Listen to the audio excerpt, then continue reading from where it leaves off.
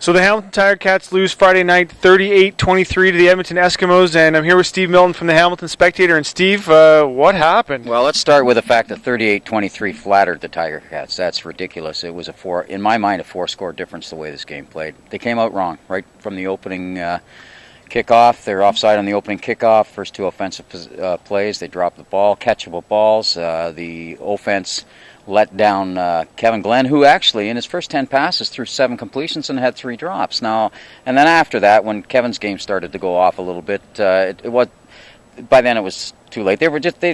Defense couldn't get off the field. The defense was horrible. I mean, there's no other word for it. Now, Marcel Belfait said after the game that Kevin will start next Sunday in Calgary, but there are going to be people who question the coaching of this team. I mean, is Marcel Belfait still the guy to lead this team? Well, I think he is, and a lot of that, but it's a records-based industry.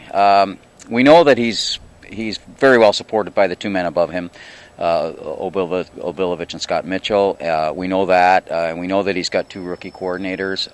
That said, there were some coaching deficiencies in the last couple of weeks. There's no doubt about it. The head coach has to take blame for that. You know, one of your veteran guys, a guy who came into the game dying to play well, goes offside on the very first kickoff. Team hasn't been ready. 7 games in a row now, the other team has scored the first points of the game, and that's just not acceptable. And really, it's happened for so many different reasons. You have to throw a lot of that back on coaching. We have to remember that he's developing too as a coach. I don't think you develop a coach for another team. That's the way it is, you know. So, and I trust the guy.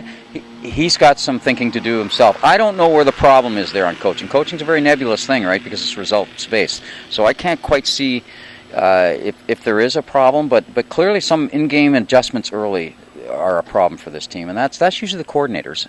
But then again, it falls to the whole head coach because they work for him. 5-6 now on the year, heading to Moncton to play a home game away from home against a tough team. I mean, is this team facing an uphill battle from here on in? There's no doubt. There's no doubt, Drew. They don't have a home game till Thanksgiving weekend, and they play the team that's currently in first place in the league at 7-3. So I mean, I'm assuming that they're now they've had good games against Winnipeg. That's their next actual true home game. I don't call this next one a home game just because they say it's a home game on the schedule. And I think, you know, they were, as we both know, the football department was a little worried about that game right from the start. Nothing they can do about it. It's on the schedule. But when you play a team like Calgary, that's going to beat you in their home park no matter what. So now you have to beat them at home to even go even on the season series, and you're playing them essentially on the road. It's not a road game for them, and it's not a road game for you, but it's not a home game for you either.